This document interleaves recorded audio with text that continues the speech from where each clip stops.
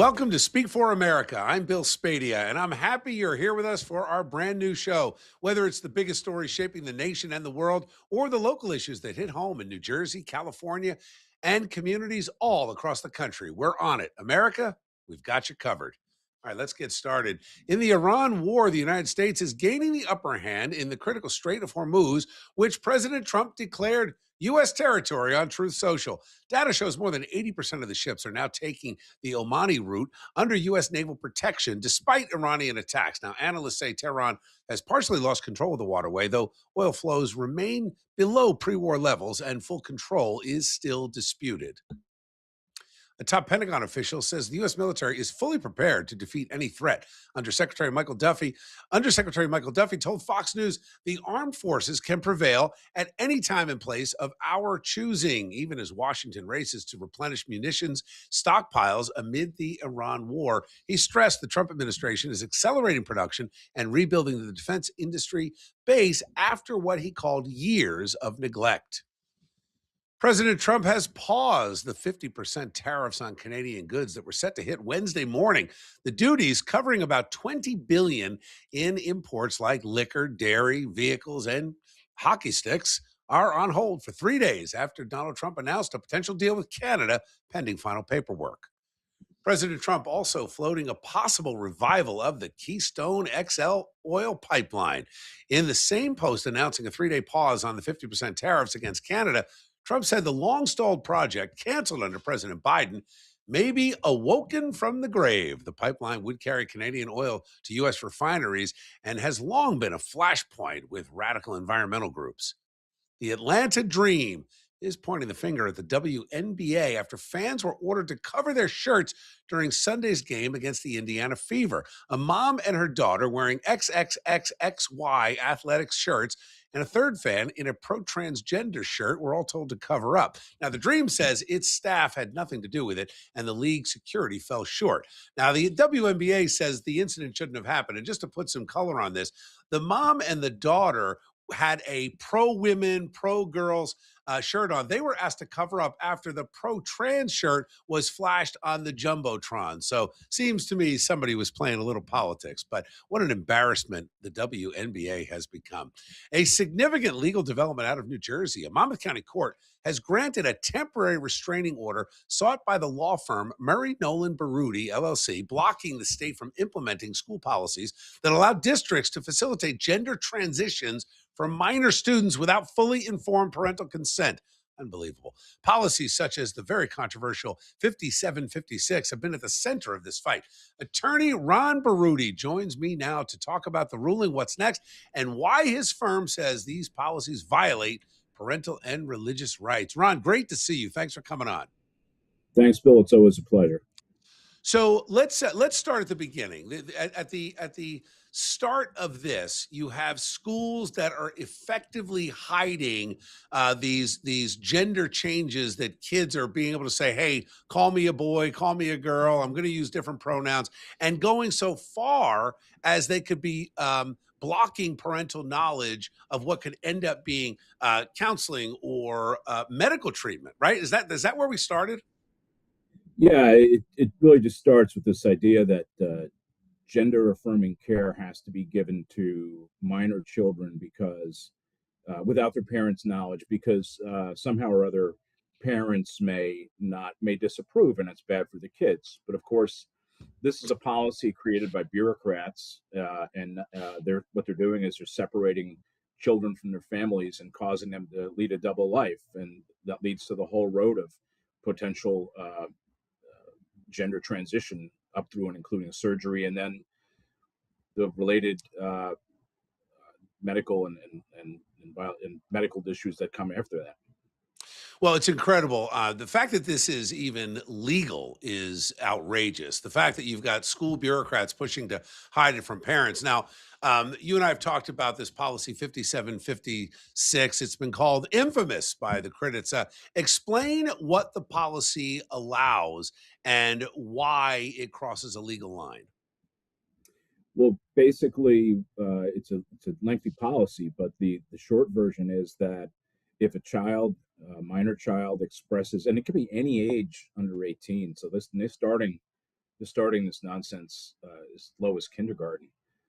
If any kid expresses that maybe they're really a boy, not a girl, and then maybe I want to be called Walter and not Mary, the school district is New Jersey now calls it a guidance, but pretty much every school district in New Jersey has adopted it as policy. The school district requires that unless the child specifically says that they want their parents to be told, that the parents will not be told. And then in school, Mary will be called Walter. Mary will be Yeah. called by he, him, or whatever the pronoun flavor of the month is that they want. And Mhm. there will also be a separate set of school records that are in the name of Walter as opposed to Mary, and that is kept hidden from the Wow. parents. The parents are told when the parents are called, they refer to the child as Mary, and so this is going on, and children are leading double lives in It's school it's and at it's home. It really is sad. The kid acts out, and I mean, this whole idea of gender dysphoria is a mental illness. The designation was only changed in the modern media because they push this whole transition idea. The fact that they argue you could be born in the wrong body and that men can become women, which is a physical and biological impossibility, no matter how many mutilating surgeries you go through or how many hormones you take. Now, the court did grant the temporary restraining order. What was the key argument that persuaded the judge? Well, the key argument is that the United States Supreme Court recently heard this very case related to what was going on in California, whose policies are practically identical to New Jersey's. And in California, a temporary restraining order and preliminary injunction was denied by the lower court judges. The Supreme Court case went to the Supreme Court, and they said no. These kinds of policies likely violate longstanding parental 14th Amendment substantive due process parental rights based upon years and years of legal case law. And also for parents who have religious objections, there's no opt out provided to them so that their freedom of worship is being deprived under the First Amendment. So we made those arguments. We made them actually under the New Jersey uh, Civil Rights Act as opposed to Hmm. federal law because we wanted to keep this in state court, which they tried very hard to bring to federal court, but it was shipped back to the state court. Why is that a benefit to you? Well, the I have a couple other cases. My firm has a couple other cases already in federal courts. Federal courts move much more slowly, Got it. and it can take months to get a decision. And we just don't have the time to do that here. And if they deny it, you have to go up on appeal. New Jersey, it's going to work much more quickly. Well, to that point, you've got a hearing set for September 3rd, and this is seeking the preliminary injunction. So, what do you need to show the court to get the upgraded protection while the full case moves forward? Well, we have to basically show a likelihood of success on the merits that our case is likely to prevail, that we're likely entitled to an injunction. And when you have a United States Supreme Court case that says basically that the plaintiff making this kind of claim is likely to succeed on the merits, I think it's pretty hard for a uh, local state court to contradict that kind of ruling. And it's something that we could take up on appeal rather immediately, I think. Now, let's walk it through. Let's be positive. You win this thing. What happens? Does 57, 56 get thrown out the window? Do we have parents that can then sue the school districts over their denial of rights? I mean, I didn't even, Ron, I'm glad you brought it up because I didn't even think that if the kid is calling themselves Mark and their name is Mary and you've got school records that are under Mark, you've now denied parents access to a whole slew of things. What happens Absolutely. practically? Well, practically, and I've been saying this forever, I think every single parent whose child has faced this gender transition behind parents' backs, I think every one of them already has a lawsuit that they should take against the school district. I believe ultimately we're going to succeed. And by proving that we're likely to succeed on the merits, I think ultimately on the merits we will succeed, that this is an unconstitutional practice. The Supreme Court has already said this is a long-standing right, which is critical in terms of being able to sue a municipality or its employees for what they're doing. And I think that everyone has a right to sue, and We're also looking at teachers. Teachers have a right to decline this calling a person by another pronouns or by a different name if they have a religious objection. In California, that's just what happened, and the Supreme Court said the teachers brought one of those cases, and they said, well, teachers have a right, the free speech right, not to participate in this kind of thing, and they're likely to succeed on the merits. So teachers have rights, parents have rights, and frankly, children who are transitioned and then find themselves with psychological problems Of afterwards and course. regrets, and that happens frequently, they're going to have lawsuits too. This is going to Yeah. open up, that already has opened up a whole can of litigation. And we're happy to speak to anybody who is interested in maybe taking a suit or just wants to understand what their rights are, because this is the state actors have to be held to account for what they've done. It's so egregious. Do you, Ron, and I agree with you there, and I think you're going to be very busy, and I want to keep talking to you. I want to have you back on this show. I want to talk to you on some of our other platforms as well, and get the word out because I think you're going to be very busy. Real quick, as I wrap up, do you expect the New Jersey AG's office to respond? How will they respond? What do you think happens? Well, the New Jersey AG's office has already, they're intervening, and our injunction was against the state as well. They tried to move this case to federal court. The AG tried to interject itself into the case, and by doing so, we argued that the AG is subject to the court's ruling. So the court has temporarily restrained and enjoined the state from pursuing these policies.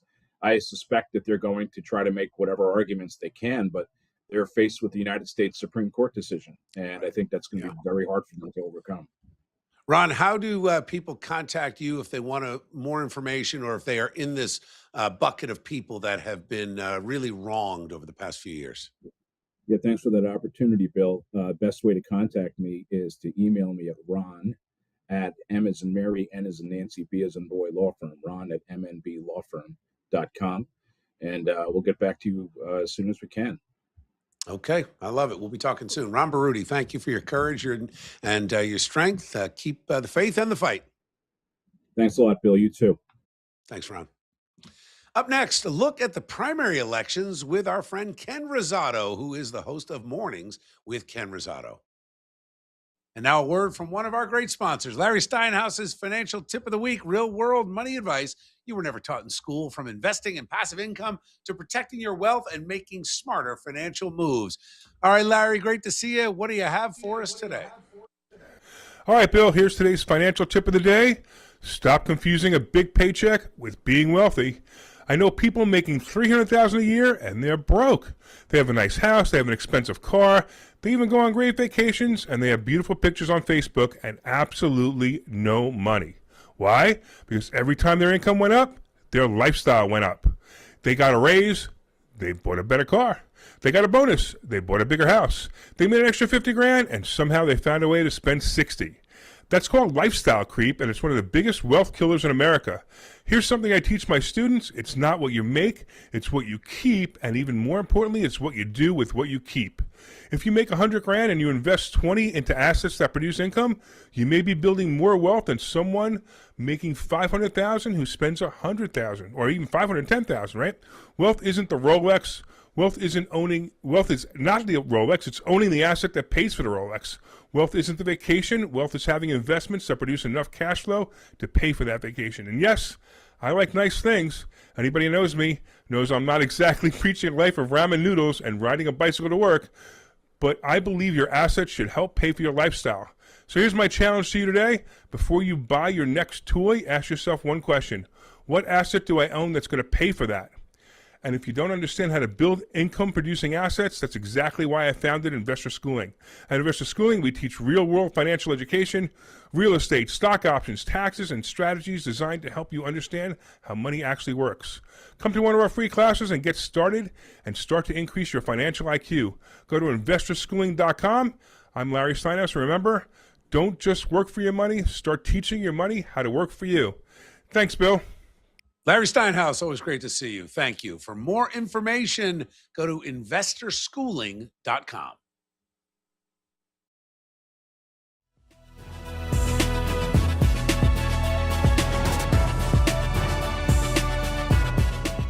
Congressman Byron Donalds has won the Republican primary for Florida governor. The Trump endorsed candidate easily defeated a crowded field. It included Lieutenant Governor Jay Collins and others. And Donalds took some shots at his Democrat opponent, David Jolly. Take a listen. Florida, David Jolly is out of his mind. And to top it all off, he has vowed that on election night that he wants to apologize for Florida to the rest of the world. Well, let's make something very clear to David Jolly. We are not going to apologize for Florida. We will not apologize for keeping our state open. We will not apologize for keeping our taxes low. We will not apologize for backing our police. And we will not apologize for protecting girls' sports. And we will never apologize for protecting parental rights. Now, David Jolly, by the way, a former Republican congressman. So interesting, a lot to talk about there for sure. Now, Republican Congressman Corey Mills in Florida's 7th District lost his primary to Ryan Elijah. Mills cast the deciding vote against removing Democratic Representative Ilhan Omar from her committee assignments after she justified the murder of Charlie Kirk. That was very controversial and unfortunately became super politicized. And, obviously Corey Mills, a conservative and a supporter of Charlie Kirk's, but some of the nuances when you get into office, one vote could have the movement against you, and it cost Corey Mills his seat. Florida Democrats have nominated a socialist for the United States Senate after a stunning primary upset. State Rep Angie Nixon, a Democratic Socialist of America member, defeated heavily favored Alexander Vindman by 12 points, despite being outspent roughly 9-1. Nixon will now challenge the sitting Senator Ashley Moody in November. Meantime, Moody dominated her Republican primary, pulling in more votes than both Democratic candidates combined. Moody received more than 1.3 million votes, while Angie Nixon and Alexander Vindman together totaled about 1.24 million. Now, even while facing multiple Republican opponents, Moody's total also topped Ron DeSantis's 2022 general election haul. Now, that's in part because you got more Republicans because of the great work and leadership of Ron DeSantis. Wyoming Republicans have chosen State Senator Eric Barlow as their nominee for governor. Barlow, the former House Speaker, won Tuesday's primary to succeed term-limited Governor Mark Gordon, edging out Trump-endorsed Superintendent Megan Degenfelder. He'll face Democrat Kenneth Kastner in November in the deeply red state where Republicans hold every statewide office. Voters delivered some major results in Tuesday's primary election, setting the stage for a high-stakes November showdown. Trump-backed candidates scored some wins, but not every endorsement held on and meant a victory. Joining us now to break it all down, our friend Ken Rosato, who is a veteran journalist and host of Mornings with Ken Rosato right here on New Jersey. Ken, great to see you.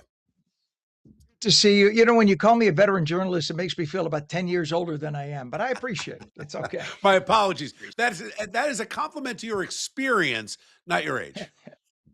So let's start in Florida, Ken. This was a pretty controversial race. I mean, you had a lot of conservatives that were split. Not everybody sold on Byron Donalds, but he won big. I mean, he got 48% of the vote. That was way ahead of Lieutenant Governor. In your opinion, does this signal that the Republican Party in Florida is more interested in Trump's endorsement and less interested in carrying on the legacy of Ron DeSantis turning down his lieutenant governor? Well, number one, let me just say, first and foremost, I live part-time in Florida. I live, in fact, about 20 minutes south of where the president has his Mar-a-Lago estate. Yeah. I've been there, and I know I kind of have a feel for the people in the area. Mhm. And Byron is a very, very, very popular politician there. Byron is able to pull over not only traditional Republicans, mainstream Republicans, certainly Trump Republicans, but he has also seen a pullover of Black Democrats who are more mainstream who came over to him. So I think he's going to see some success, some major success. I think his November, come the November election, I think you're going to see a huge victory on behalf of Donald. I think with his experience in Florida, I think he has that backing and he has the popularity. Of course, for those who watch Fox News Channel, he's been on Fox News Channel a million Right. times. So I think he will have no problem at all come November. What about Florida Democrats? I mean, I thought it was pretty interesting that Republican Congressman, former Republican Congressman David Jolly, cruised to the nomination, right? 61%. That's a big win. But what it was interesting to me is here's a former Republican, certainly not one of these Democrat Socialists of America communists who are coming up in these other states. Does it show that Florida Democrats are a little more mainstream than national Democrats? And could Jolly give him a run? Do you think you lose some of those Republicans? Or and I don't know the circumstances that Jolly left the party. I imagine it was over Trump, but I don't know that. Yeah, and that's exactly what it is. Jolly is more of a sort of rhino Republican, middle of the road.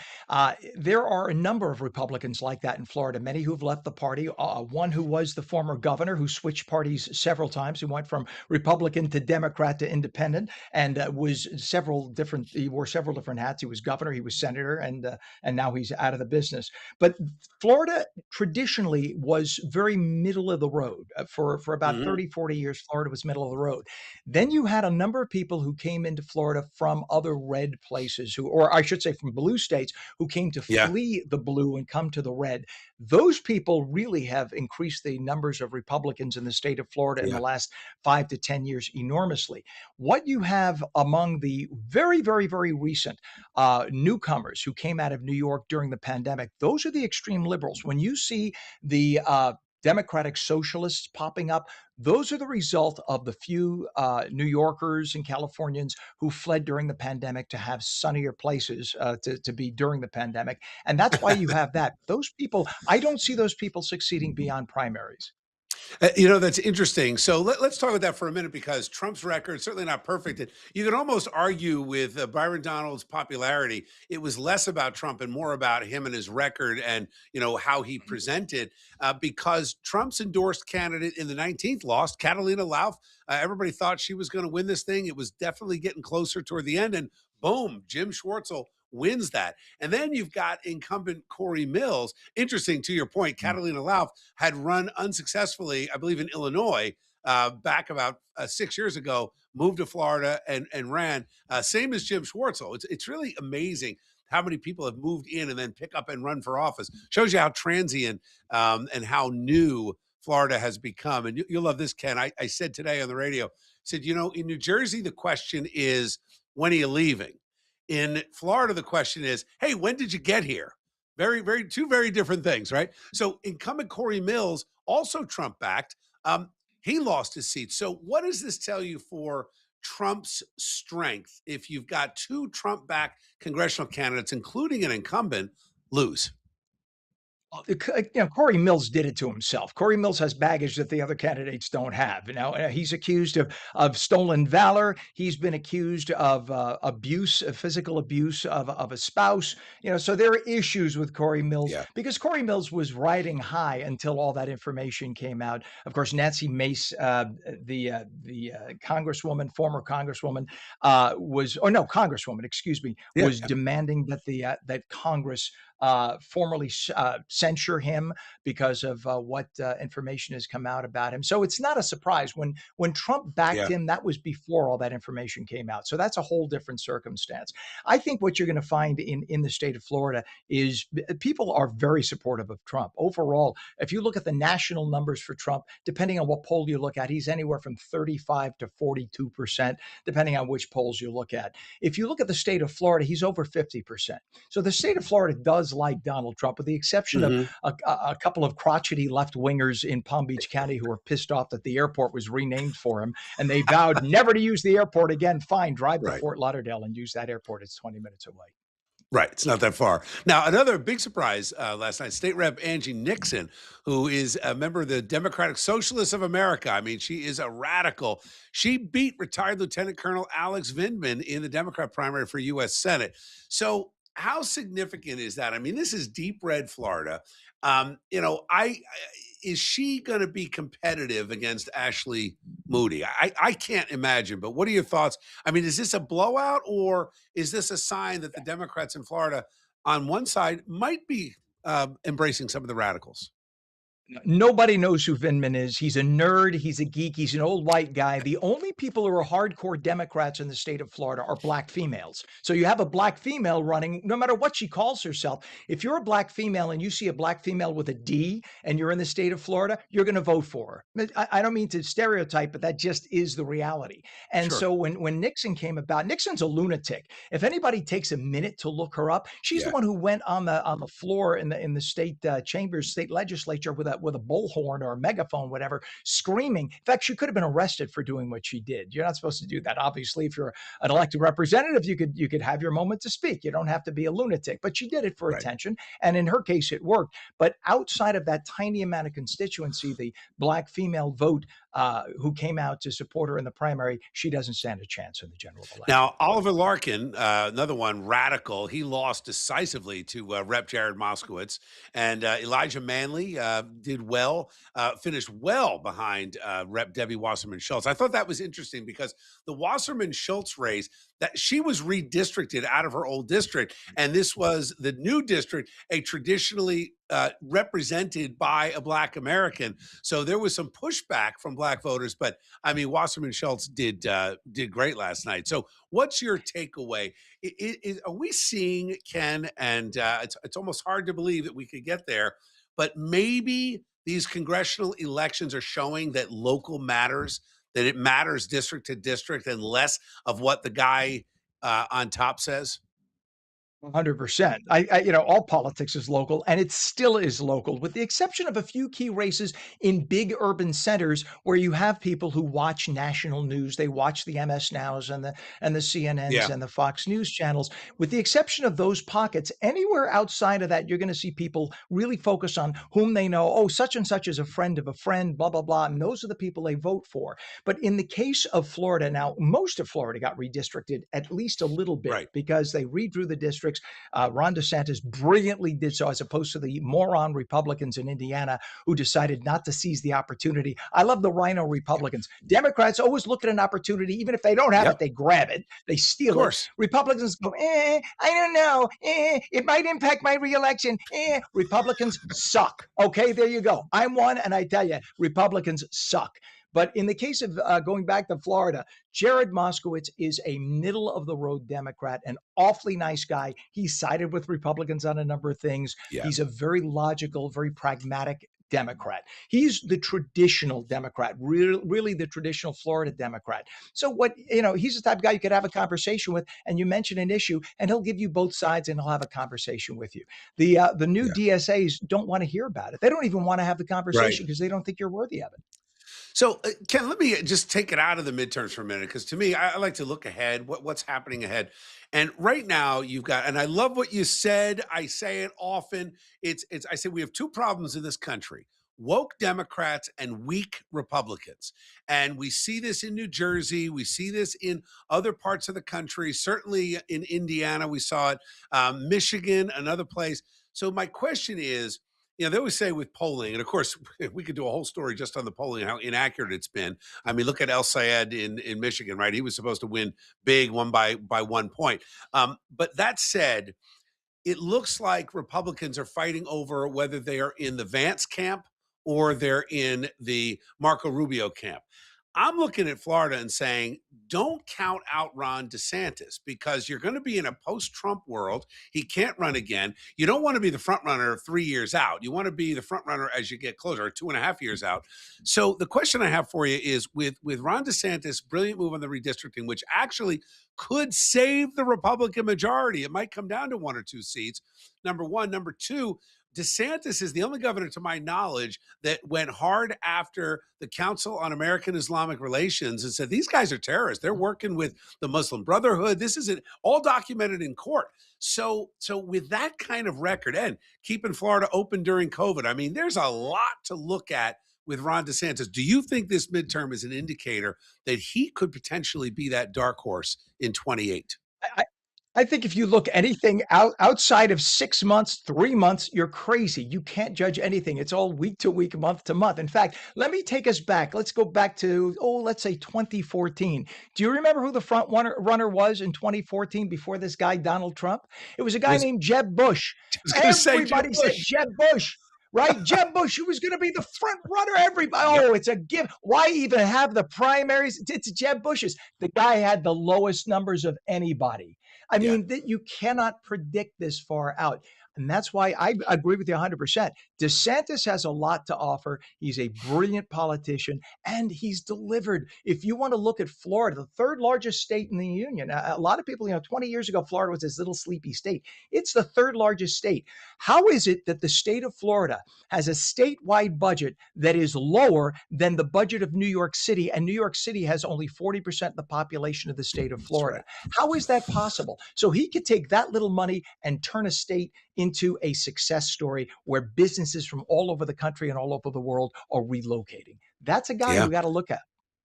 Yeah, it's funny. I've brought it up a few times, and the only objection I get is, well, he's not as charismatic as some of the other guys. And I'm like, well, if you remember George W. Bush back during the primary and the election, his first election in 2000, you could have said the exact same thing. I'm not giving a good or bad on, President Bush. That's for another conversation. But certainly he got elected on ideas. All right, Ken Rosato, always great to talk to you.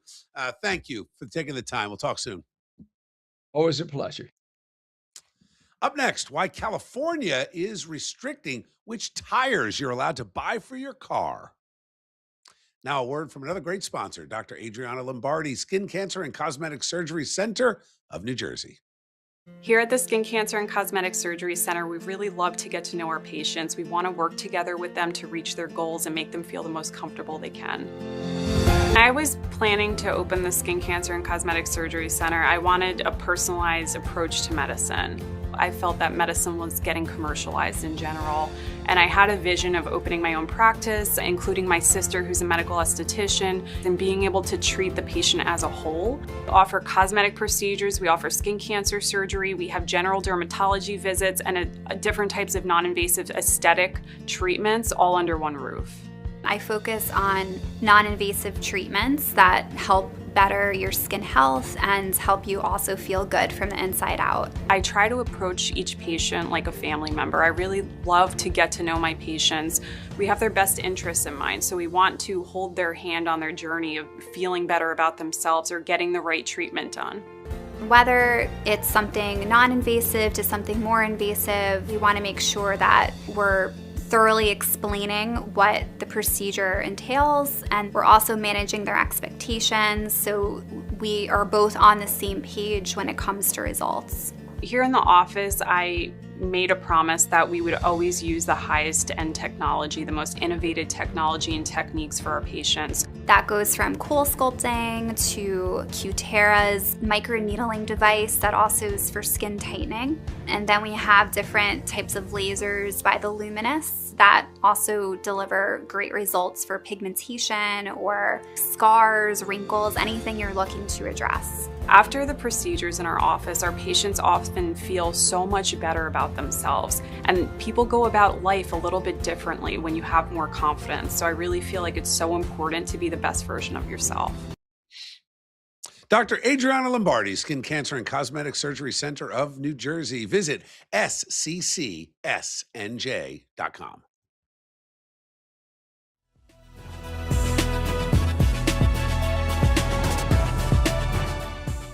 Opening arguments began Tuesday in federal court in Oakland, California. This is a multi-state lawsuit against Meta. This is the parent company for Facebook and Instagram. 29 attorneys general claim the company deliberately designed the apps to addict younger users, boosted profits while harming kids' mental health, misled the public about the risks, and violated children's privacy laws. 4 states are seeking up to $1.4 trillion in damages in court-ordered changes to how the platforms operate. Now, Meta denies the claims, calling them unsupported by evidence.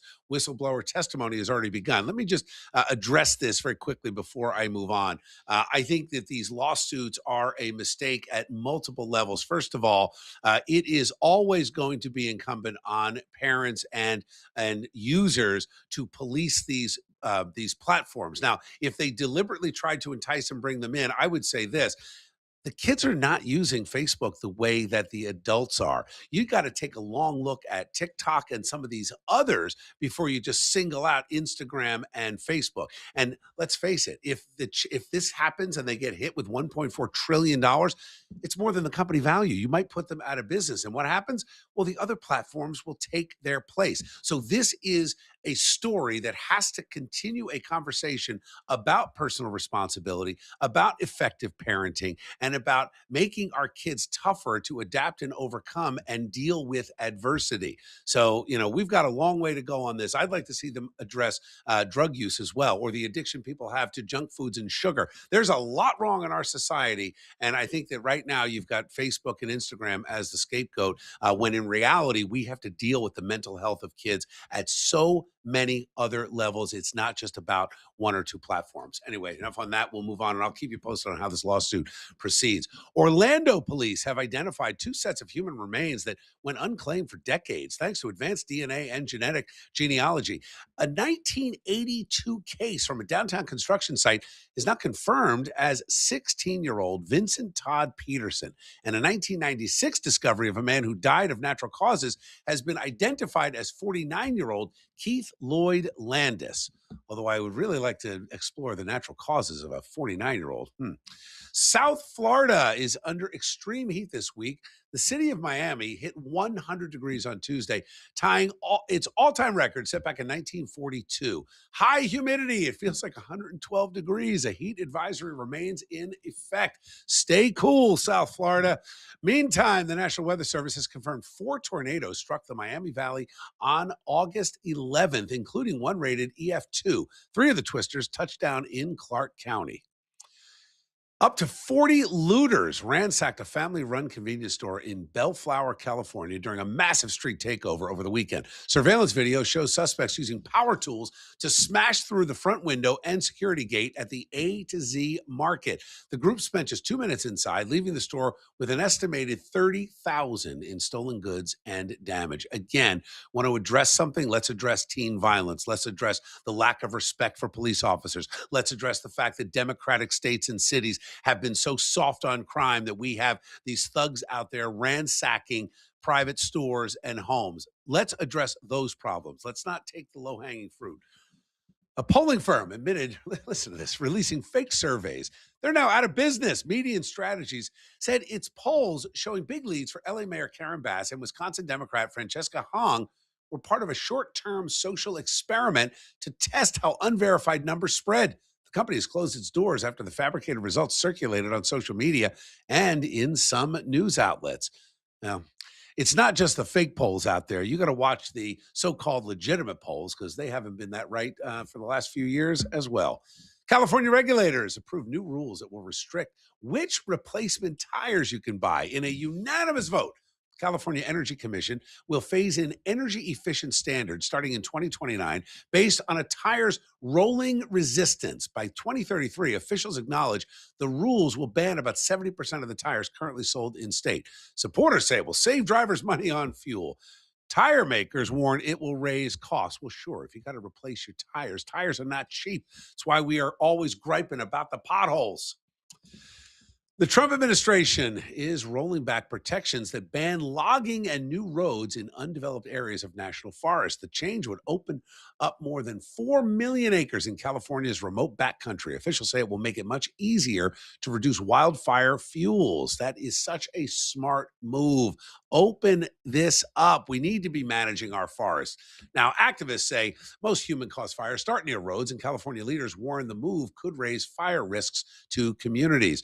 The real risk in California is the Democrat elected officials who mismanage the LA fires, run fire departments that focus on DEI over fighting fires. That's the problem.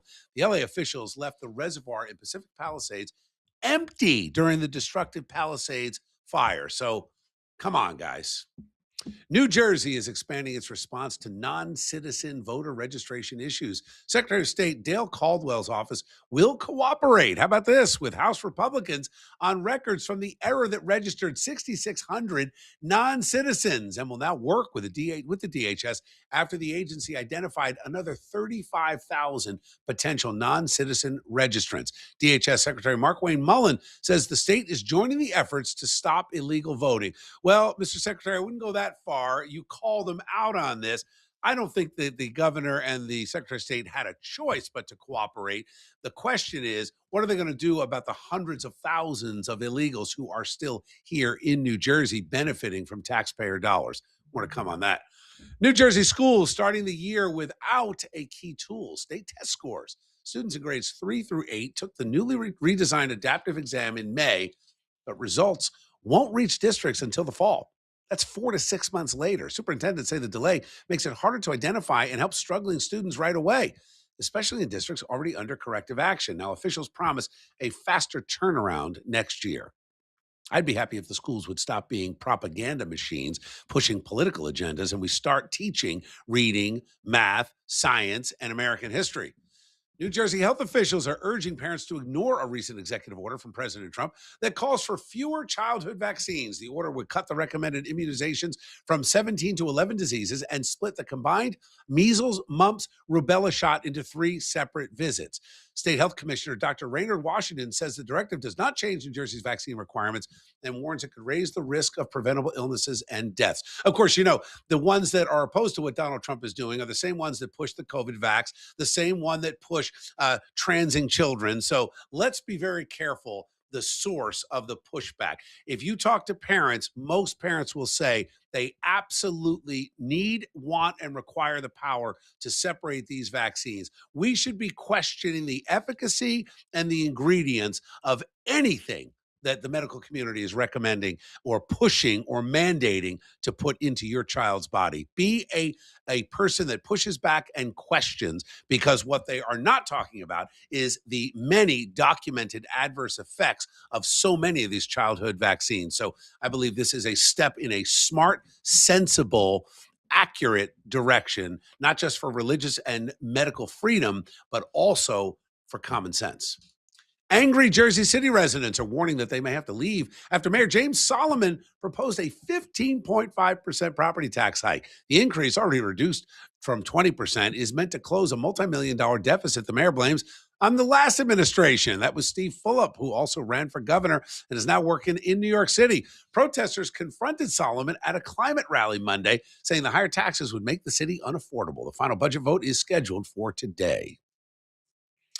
A father and son's seashell hunt, when you see this on the Jersey Shore, turned into a prehistoric discovery. 11-year-old Bo Bowers and his dad, Mike, found a massive tooth wedged between rocks in Sea Isle City. The New Jersey State Museum confirmed, yeah, it's real. It's a megalodon tooth from the largest predatory shark that ever lived, extinct, about 4 million years ago. What a cool, cool thing.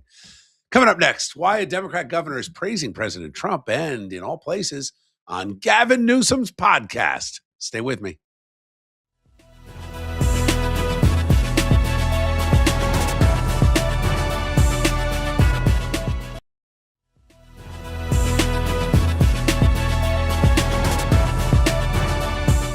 Welcome back to Speak for America. I am Bill Spadea. Disney suing the FCC, claiming the agency's crackdown is chilling free speech on The View. In its First Amendment lawsuit, the company says the show has become more cautious about booking political candidates and airing certain clips after the FCC launched a probe and called for early license reviews of 8 ABC stations. FCC Chairman Brandon Carr calls the suit meritless. Rosie O'Donnell revived her long-running feud with President Trump Monday night, guest hosting Jimmy Kimmel Live. In her opening monologue, she called him Mango Mussolini, joked about fleeing to Ireland after his election. She told a story about how her 11-year-old told everyone at school they were moving overseas. I'm very sorry I won't be able to graduate 6th grade with you. I'm being forced to move to another country because the President of the United States hates my mother. But in all fairness, I believe my mother hates him more. Trump, of course, never missing an opportunity to get into a tussle, hit back against O'Donnell's teasing with a post to Truth Social showing a cartoon image of O'Donnell in various situations thinking about Trump with the caption, "She's obsessed." Michigan Democratic Governor Gretchen Whitmer, listen to this, giving credit to President Trump for delivering a major military upgrade her state couldn't secure under the Biden administration. On Gavin Newsom's podcast, Gavin Newsom, the governor of California, Whitmer said she finally locked in a new fighter jet mission at Selfridge Air National Guard Base, including F-15EX jets and infrastructure jobs after years of trying to get it done under Joe Biden. You know, I've gotten some really good stuff done. Honestly, I mean, he delivered for you guys. I got a fighter mission right at Selfridge Air National Guard Base, and I tried to get that done under the Biden administration. And they didn't get it over the finish move. line. Yeah. But I got it done with him. So that's a huge deal to Michigan. Yeah. Whitmer says she wrote the president a note after his inauguration, and he responded with a phone call and have talked multiple times. You got to wonder, if it wasn't for shows like this, would anybody hear anything that happens on Gavin Newsom's podcast? All right, a Minnesota immigrant once honored by the state as an outstanding refugee has been charged with Medicaid fraud. Salman Ahmed Elmi faces multiple counts for allegedly billing more than $1 million in fake services. The case has drawn sharp criticism online amid wider fraud investigations in the state. Just can't make this stuff up. Lawrence, Massachusetts, Mayor Brian DePena was arrested Friday on federal charges. He misused more than $1.5 million of shock in COVID relief loans. When reporters pressed him, his lawyer said, the mayor doesn't speak English. Sure. Do you think that? Do you want to say anything? He doesn't speak English. No comment. Are you going to resign? Are you innocent? Sir? No comment. Do you Thank you. Resign? No, he's done a great job in Lawrence. Thank you, guys. God bless you. What are you blessing us for? God bless you. I think it's worthy of saying that again. This is the mayor of Lawrence, Massachusetts, in America, and the mayor doesn't speak English. Oh, boy. Guys, that's all we have for you tonight. Thank you for watching. I always enjoy spending some time with you, and I certainly look forward to continuing to speak for America. I am Bill Spadea. Make sure you follow me on social media at Bill Spadea on Instagram and X. Keep the faith, keep the fight. I'll see you next time.